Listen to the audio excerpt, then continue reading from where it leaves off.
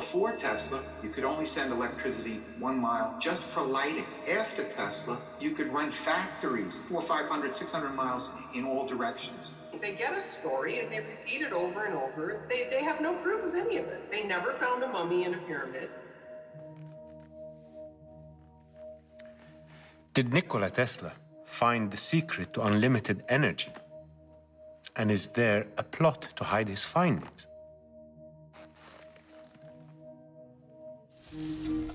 Energy, the ultimate power. When I think about it, I find that most wars that have been waged in the past years have been about the control of what provides energy. And if I'm to talk about energy, then I must mention Nikola Tesla. The story of energy might be quite mysterious. Tesla was a scientist, but some people say that he was mystical. They claim he believed the Egyptian Great Pyramids were key to limitless energy, an energy that could be distributed to everyone in the world for free. He was a controversial personality even after his death. They say that after he died alone in his hotel room in New York, the FBI confiscated all his belongings, taking all his documents with them. And for many years, they say they were classified. And even until now, many people claim there are documents missing. Who was Nikola Tesla? Was he really a genius? I think the best person to answer this is Dr. Mark Safer, writer and university lecturer, who also authored the book Wizard: The Life and Times of Nikola Tesla. Hi, Mark. Thank you for meeting me. Thank you. The first question I have is, who was Nikola Tesla? Nikola Tesla was born in 1856 in Smiljan, Croatia. He studied at the University of Graz, which was like the MIT of Austria in those days. He was a mathematical genius, and he eventually moved to the United States to work for Tom Edison. Things didn't work out too well, and then he moved out on his own. Can you tell me what was his greatest accomplishments? And I don't think it's just one. I think there's at least 3 major inventions. The first is the induction motor. And what Tesla figured out was how to harness alternating current. Before Tesla, you could only send electricity 1 mile, power dropping off over distance, just for lighting. After Tesla, you could put one hydroelectric power system. He's the inventor of the hydroelectric power system, and you could run factories 400, 500, 600 miles in all directions. He also invented wireless communication.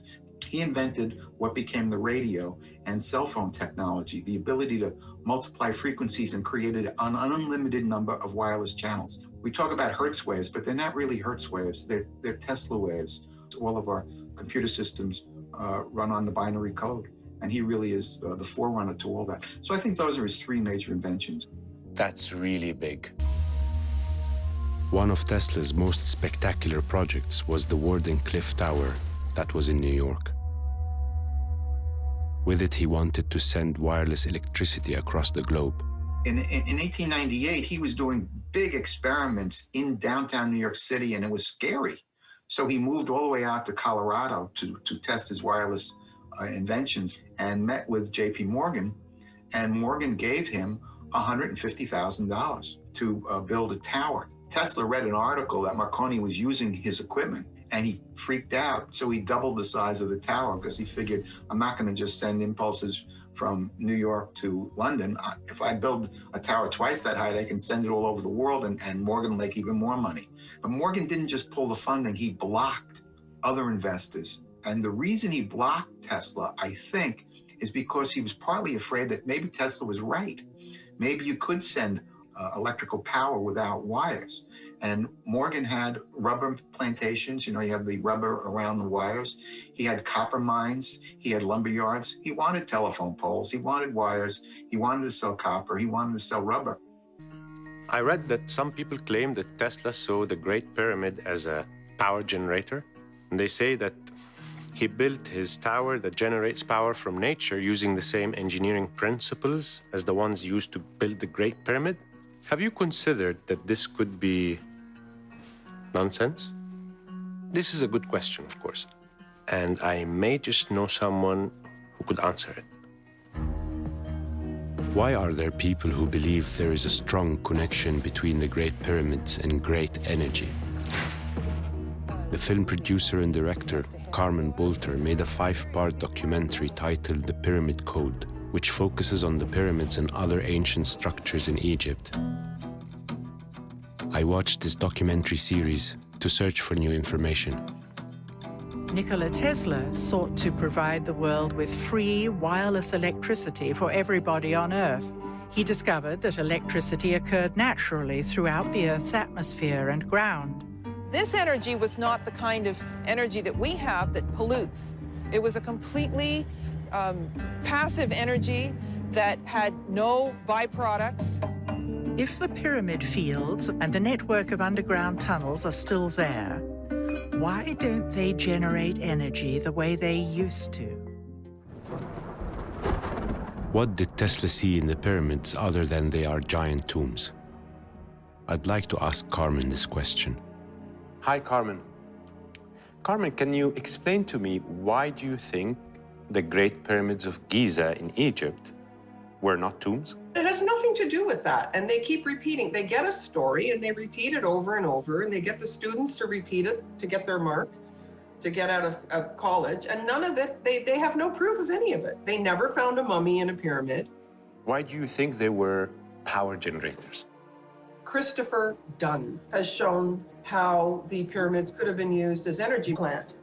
He's written several books, the Giza Power Plant. He's an engineer. And so his research isn't psychic and, esoteric in any way. It's mechanical. And he's done a very good job of showing how energy could have been collected. And that's what part of the weird chemical marks that you see. All the pyramids had an explosion, and maybe all at the same time. And huge cracks are in these stones that are like 300 tons. So how do you crack through the entire stone without this force? And in the Great Pyramid, in the King's Chamber, there's like a crack in the wall and the side of the sarcophagus is blown right off. And that's like 4 inches thick of pure granite, which is very hard. So if we went in there with sledgehammers and 100 people, we couldn't break it that way. It's funny that you say that, because did you know that the word pyramid in Latin means fire in the middle? Aha! Did Tesla use ancient Egyptian theories in his work? Is there a similarity between Tesla's towers of wireless energy and the pyramids? Danny Kerr has done a lot of research on the pyramids and energy. He may have some answers. Hi, Danny. How do you think the pyramids generated energy? I went to look at the inside of the Great Pyramid and try and figure out how it worked. And what I realized was there was a gentleman named John Cadman. He's a hydrologist, and he had shown that the Great Pyramid could then be like a pulse generator. He showed how it created water hammer and could pump water. When I first saw his theory, I realized right away that the granite plugs that are in the start of the ascending passages, that those would move. The pyramids had perimeter walls around them, and I didn't know this before, and it's accepted by Egyptologists, and they say it was to keep thieves out. And what he was saying was it was to keep water in. That was really interesting. And so the water level of the pyramid would be above the ascending passage girdle stones. And so the water would have built up above them. The second you start a pulse inside, it pushes water up. And from there, the pressure increase just did work on the King's Chamber. Then once I just started to investigate how a motor would work that like this, with a pressure change inside, came across thermoacoustic engines. Can you now please tell me similarities between Tesla's Wardenclyffe Tower and the Giza pyramids? Apparently Tesla said his Wardenclyffe Tower, he was using a longitudinal wave, or he was outputting a longitudinal electric wave. And technically it's not possible. No one's figured that out. In the pyramids, they're producing loud vibrations that mix to produce longitudinal waves. It's very similar. Also, the pyramids in Egypt and the Wardenclyffe Tower are both built on aquifers. With the Wardenclyffe Tower, the water was there to aid the grounding. He was transmitting through ground, and the water lowered the resistance in the ground. and made it a conductor. The pyramids, that's also the case.